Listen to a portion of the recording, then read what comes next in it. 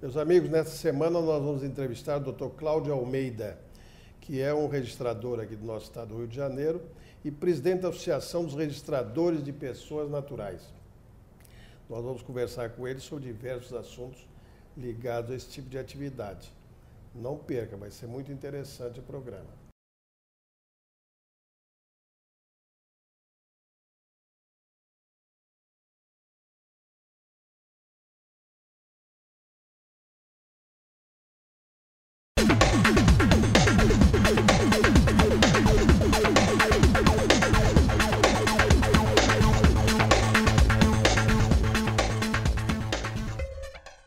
Senhores telespectadores, o programa Justiça Sem Fronteiras vai entrevistar na oportunidade o Dr. Cláudio Almeida, que é o presidente da Associação dos Registradores de Pessoas Naturais do Rio de Janeiro.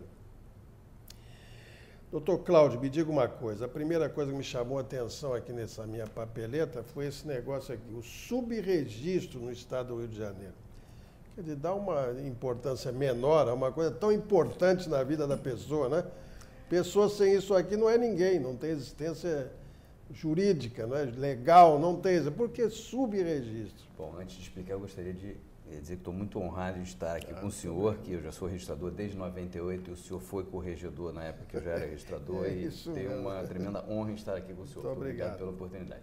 O subregistro é um título criado pelo IBGE que consiste no confronto que eles fizeram do número de nascimentos com o número de registros. As secretarias municipais de saúde informam às secretarias estaduais o número de nascimentos, dados recebidos através do envio das declarações de nascido vivo, que os hospitais, cada hospital público e particular, fazem os partos e informam a Secretaria Municipal de Saúde. A Secretaria Municipal de Saúde repassa essa informação para a Secretaria Estadual. E as secretarias estaduais repassam isso para o Ministério da Saúde, que por sua vez repassa para o IBGE. Em paralelo a isso, cada cartório de registro civil do Brasil comunica diretamente ao IBGE o número de registros de nascimento.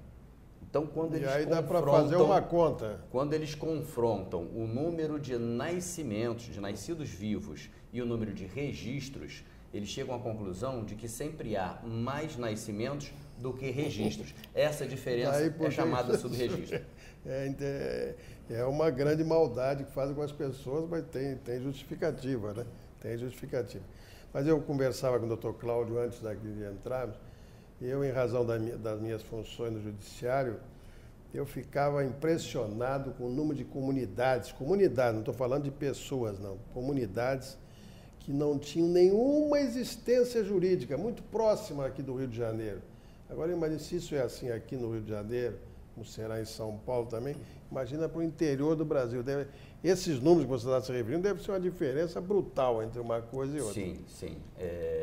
Algum tempo atrás nós tínhamos um panorama total do Brasil em que havia um índice de subregistro em São Paulo e Paraná, na ordem de 0,5%, Rio de Janeiro 5% e estados do Nordeste, Norte, em quase 50%.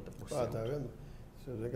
É uma disparidade. Vocês estão vendo aqui enorme. pela voz abalizada do Cláudio que eu não estava falando mentira, não. Agora, temos curiosidades locais. Sim. No próprio estado do Rio de Janeiro, que o índice não é tão baixo quanto o Rio de Janeiro e Paraná, mas também, como São Paulo e Paraná, mas também não é tão alto como o Norte e Nordeste. Nós temos comunidades muito próximas em que pequenos povoados não têm nenhuma existência jurídica. A exemplo dos catadores do lixão do Jardim Gramacho, que está tendo uma série de mutirões, porque o lixão vai acabar. Então, eles precisam se cadastrar para terem direito a uma indenização. E no momento desse cadastramento, descobre-se que muitos deles não têm registro, e muitos deles que não têm registros têm 2, 3, 4 filhos, que, consequentemente, também não tem registro. É uma coisa impressionante, realmente é alarmante. A gente, quando se detém diante de um fato desse, né, fica, mas, meu Deus do céu. E até houve um grande incentivo para isso, porque esses documentos são gratuitos, né? gratuitos. São gratuitos. Há aquela subvenção que o próprio Tribunal de Justiça, o Estado faz para vocês, mas na verdade o documento é gratuito, né? Sim, a partir da Lei Federal 9.534, foi universalizada a gratuidade em todo o país. Qualquer um, mesmo que tenha condições, não paga. E em relação ao subsídio, infelizmente, nem todos os estados da federação dão esse subsídio ainda. Que no Rio eu tenho certeza que dá. No Rio de Janeiro tem subsídio somente em relação ao nascimento e o óbito. Ainda não há subsídio em relação às outras atividades do cartório de registro civil, como os casamentos e as averbações. Inclusive, para quem não sabe, né, vamos dizer para ele o seguinte, os cartórios de registro civil não são cartórios opulentos, né? Porque quando se fala em cartório, são pessoas que ganham muito dinheiro, mas no registro civil... Não é a nossa realidade. Não é a realidade, né? Agora, Cláudio, aqui eu estou vendo aqui na minha ficha, ARPEN, o que é? Você é presidente dessa ARPEN? Sou presidente da ARPEN. E o que é ARPEN exatamente, por favor? A Associação dos Registradores Civis das Pessoas Naturais do Estado do Rio de Janeiro. E como toda associação, inicialmente tem aquele condão de defender os interesses dos seus associados, quais sejam os registradores civis. Só que além de defender os interesses dos registradores civis, a ARPEN serve como um intermediário entre os vários órgãos públicos e privados para que a população, no final, acabe sendo beneficiada. Nós temos hoje parcerias e assento em alguns órgãos importantes. No Tribunal de Justiça, eu, por exemplo, faço parte da Comissão de Legislação Extrajudicial, que assessora o presidente do Tribunal de Justiça, na elaboração de minutas de mensagens legislativas que digam respeito à atuação extrajudicial, como está sendo votado a regulamentação do artigo 7º da Lei Federal 9534, que cria o registro civil itinerante no Estado do Rio de Janeiro, coisa que em São Paulo já existe e que aqui está sendo aprovado nesse momento. Trabalho nosso da Colex.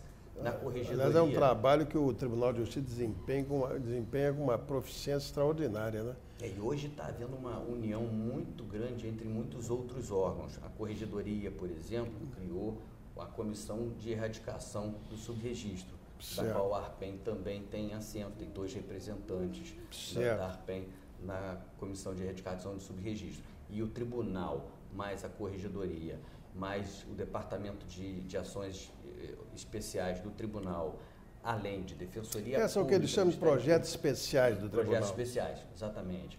Todos esses setores do próprio Tribunal, além de Defensoria Pública, Ministério Público... que são os atores envolvidos nessa questão também.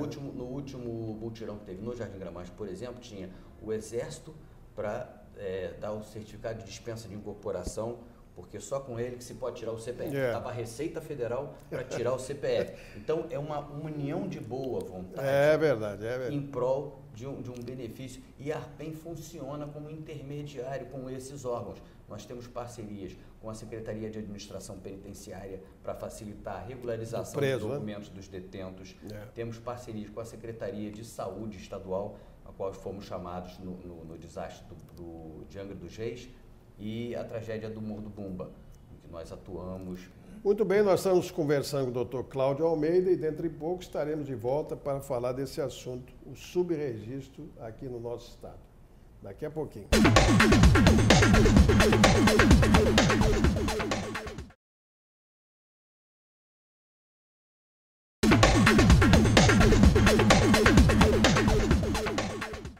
Muito bem, estamos de volta, o programa Justiça Sem Fronteiras, entrevistando o Dr. Cláudio Almeida, presidente da Associação dos Registradores de Pessoas Naturais, aqui do nosso estado do Rio de Janeiro. ARPEN, né? ARPEN. Muito bem.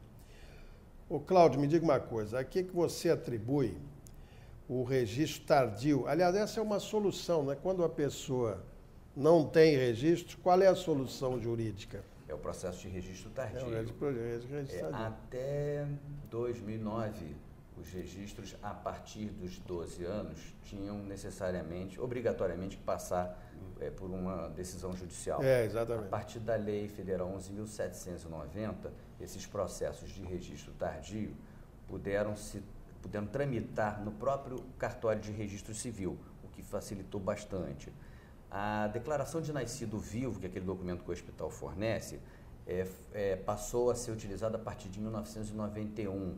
Então, quando a pessoa chega já 91, aí com 12 anos, 12 para 13 anos, chega com esse documento no cartório, embora já tenha hoje mais de 12 anos, o cartório pode fazer o registro diretamente, a não ser que tenha alguma dúvida. Sim. Mas não tendo esse documento, ou seja, tendo nascido anterior a 91, parto domiciliar, ou então tendo perdido a DNV, forma-se um processo que já tem uma regulamentação própria na consolidação normativa da Corregedoria. Com a presença do Ministério Público. Presença do Ministério Público, testemunhas e certidões de outros cartórios da localidade onde a pessoa residiu ao longo da vida e identificação datiloscópica no DETRAN, para se fazer uma pesquisa biométrica, através da digital, saber se tem alguma informação a respeito daquela pessoa, ou no banco biográfico no DETRAN, para ver se aquela pessoa já tem identidade. Para os que não sabem, a identidade da pessoa é uma coisa fundamental, uma coisa muito importante.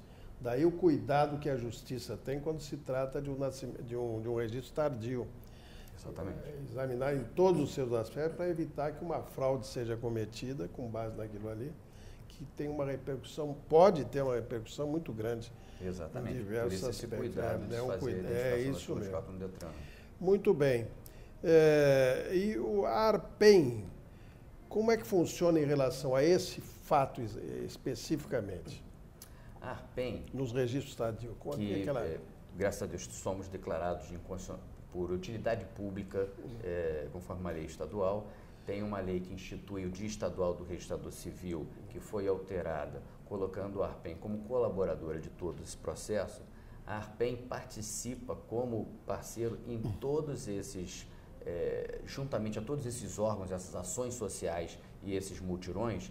E, por último... Nesses mutirões, desculpa eu te interromper, mas nesses mutirões a pessoa já sai com o registro, com a certidão do registro, né? Nem todos os casos. Nem todos os casos. Quando a criança tem a DNV e o cartório é do tipo que utiliza um sistema web, que não depende de uma instalação de um programa, como foi agora no Jardim Gramacho, muitas crianças já saíram com o registro de lá. Agora, quando ainda há necessidade de uma audiência, não há provas suficientes, precisam das certidões, ou então a pesquisa biométrica e biográfica no DETRAN. Então, marca-se um outro momento para uma audiência.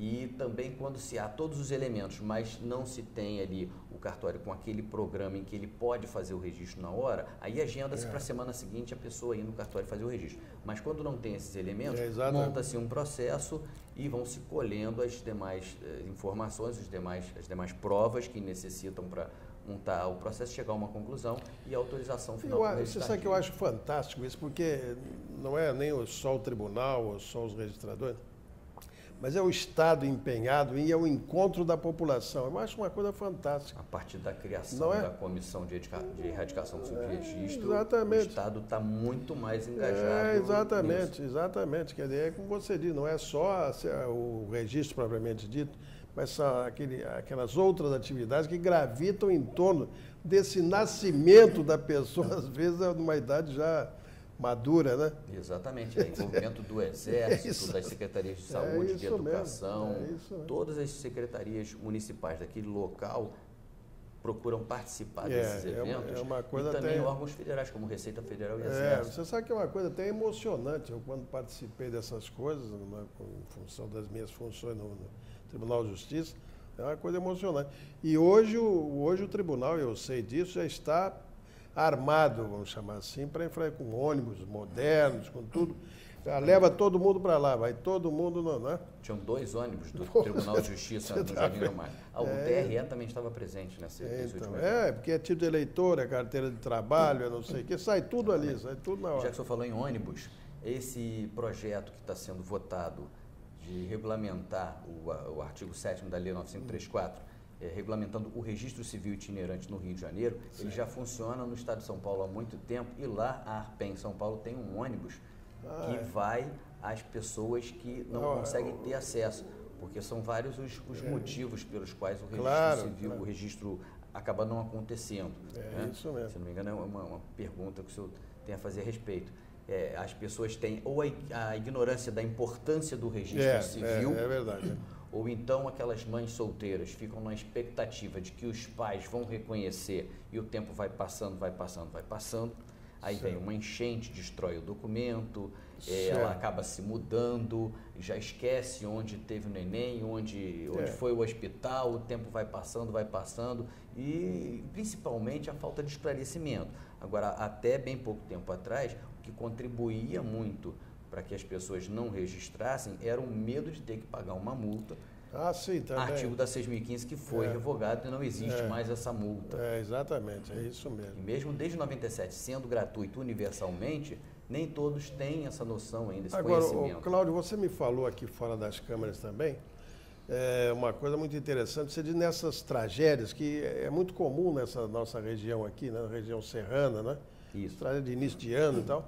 De que maneira você pode interferir nisso, de alguma forma ajudar? Como é que funciona isso aí, Cláudio? A primeira vez que nós participamos dessas tragédias foi na tragédia de Angra dos Reis, do Réveillon. De Angra, lá, aquele hotel. Que o subsecretário de Saúde me ligou pedindo para que eu, de alguma forma, colaborasse com a intermediação com os cartórios junto ao IML. Nós fomos ao IML e, como era um momento de recesso do judiciário, nós fomos ao Aquilo foi no início do ano, não foi? Foi no dia na virada do ano. Virada do ano.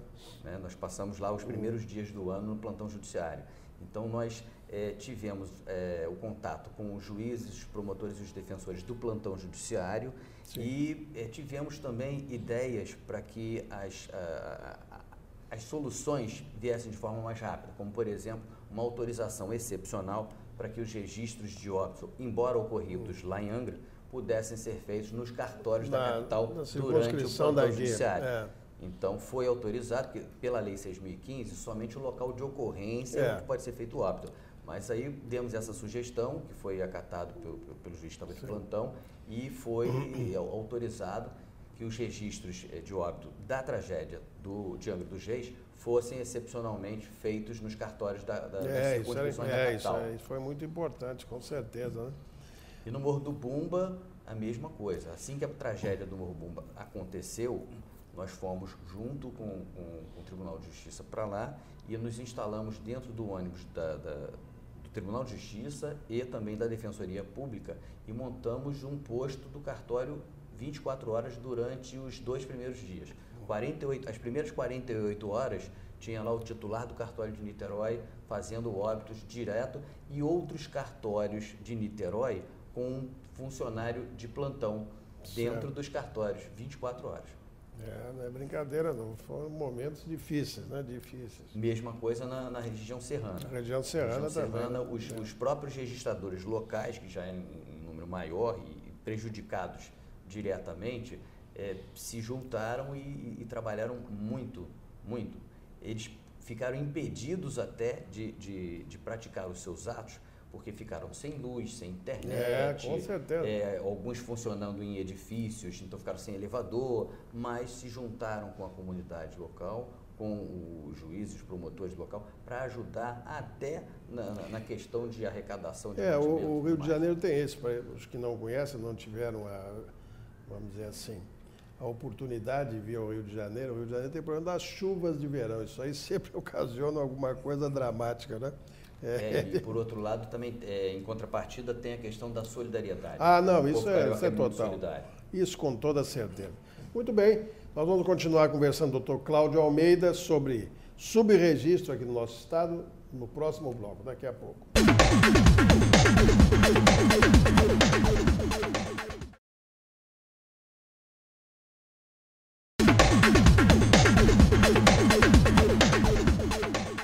Tudo bem, estamos de volta, o programa Justiça Sem Fronteiras, entrevistando o Dr. Cláudio Almeida, presidente da Associação dos Registradores de Pessoas Naturais aqui do nosso estado do Rio de Janeiro. Cláudio, que outros desafios os registradores do estado encontram no dia a dia dos cartórios? Como o senhor mesmo disse, os registradores civis, eles pertencem a uma classe especial dos notários e registradores. Eles não podem ser confundidos como aqueles que ganham muito dinheiro, porque nos cartórios de registro eu não sei se dizem que ganham muito dinheiro, né? Dizem que ganham muito dinheiro, exatamente. Que nem todo registrador imobiliário também ganha muito dinheiro, nem todos os notários. Mas o registrador civil, ele tem uma peculiaridade, né? Por lei, são determinadas as gratuidades de nascimento e óbito. Sim. E Até recentemente havia na Lei Estadual 3.350, Lei de Emolumentos, um artigo que previa gratuidade para os hipossuficientes representados pela Defensoria Pública e outros órgãos assistenciais. Esse artigo ele foi combatido por inconstitucionalidade, depois de vários recursos, chegou ao Supremo Tribunal Federal e já transitou em julgado. São inconstitucionais os artigos que prevêem a gratuidade sem a correspondente fonte de custeio, que o argumento foi o parágrafo 2º do artigo 112 da Constituição Estadual do Rio de Janeiro, que diz que não pode haver proposição legislativa de gratuidade em serviço público prestado de forma indireta, que é o nosso caso, sem a correspondente fonte de custeio. Então, foi declarado... Isso aí é uma briga eterna entre o Estado, que tem a obrigação de fazer isso, né, e vocês que desempenham a função, né? Porque a Lei 10.169 de 2000 já previa no artigo 8º que os tribunais teriam que regularizar essa questão da fonte de custeio. Então, Sérgio, os tribunais, diga-se, o governo do Estado, né? Eles sempre trabalham em conjunto. E o tribunal, ultimamente, ele tem se preocupado muito com a nossa situação, tanto que foi feita uma mensagem legislativa que foi aprovada por unanimidade pelo órgão especial do Tribunal de Justiça, criando o FUNARPEM, que é o Fundo de Apoio ao Registrador Civil, que já está assinado pelo presidente do Tribunal de Justiça na Casa Civil, aguardando apenas o governador do Estado assinar para ir para a Assembleia Legislativa votar. Com isso, os registradores civis passarão a receber pelos demais atos gratuitos que eles fazem diariamente, que na verdade são os que causam maior desfalque, que são praticamente 99% das averbações de separação e divórcio, retificações de registro por erros do passado e os casamentos. Os casamentos que, infelizmente, em época de eleição, acontecem em maior proporção.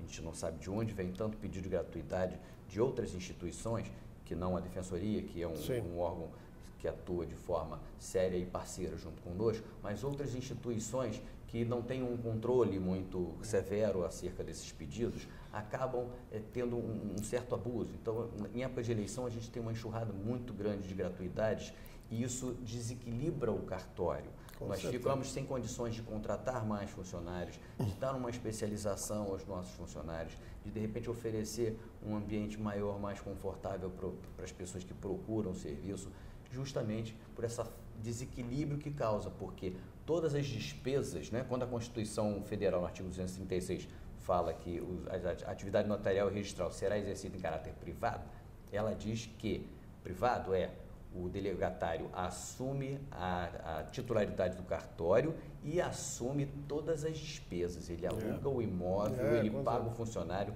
contrata pela CLT, paga todas as despesas previdenciárias e tudo, papel de escritório, material, todas as despesas ficam por conta. Então, essas gratuidades, elas são pagas indiretamente com um valor que é recebido por aquelas pessoas que pagam pelos seus serviços.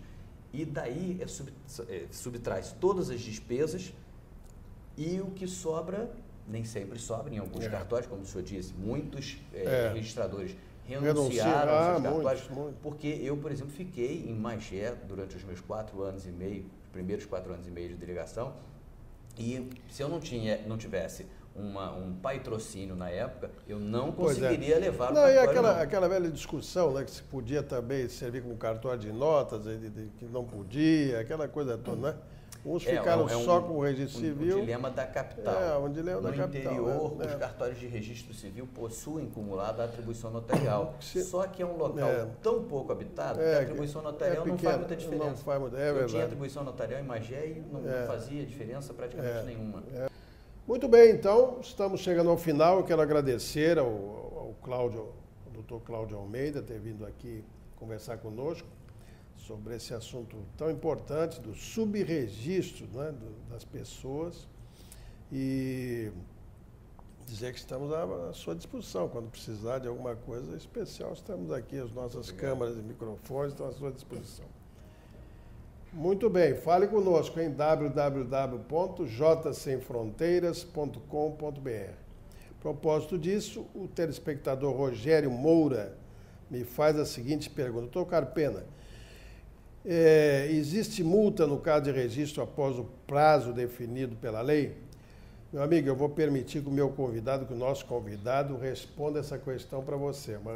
Será uma resposta muito mais qualificada até do que a minha. Então, Cláudio, por favor, vamos atender. Não existe mais a multa pelo registro fora do prazo. O que as pessoas hoje têm na Lei de Registros Públicos, a 6.015, é um prazo em que ela pode fazer o registro tanto no local de nascimento como no local de residência. Nos primeiros 15 dias do nascimento, os pais podem registrar a criança no próprio local de nascimento, caso não seja o mesmo do local de residência. A qualquer momento, durante esse período e após esse prazo, o registro pode ser feito no cartório, somente no cartório de residência dos pais. Esse registro feito no cartório de residência dos pais significa dizer residência dos pais no momento do registro, porque ele pode ter nascido num município, morava em outro município, mudou-se para um terceiro município, no local onde eles residem, naquele momento em que eles vão fazer o registro, certo, é que eles têm o prazo que quiser para fazer. Certo. E eu gostaria de agradecer a oportunidade e dizer que me sinto muito honrado e fico muito otimista com toda a movimentação que vem ocorrendo dos diversos órgãos públicos em prol da erradicação do subregistro e gostaria de conclamar a população para que qualquer caso de subregistro que tenha conhecimento, que procure o cartório da sua localidade, o oficial de registro civil, se não puder naquele exato momento fazer o registro, ou ele autuará um processo de registro tardio, ou então ele encaminhará ou para nós, da ARPEM, ou para a Comissão de Erradicação do Subregistro, para que esse registro seja feito. Nós precisamos erradicar essa praga que existe ainda no nosso estado, que é de pessoas, crianças, adultos e idosos sem registro ainda. Muito bem. Quem comete uma injustiça é sempre mais infeliz que o injustiçado. Platão. Muito obrigado pela sua atenção e até uma próxima vez.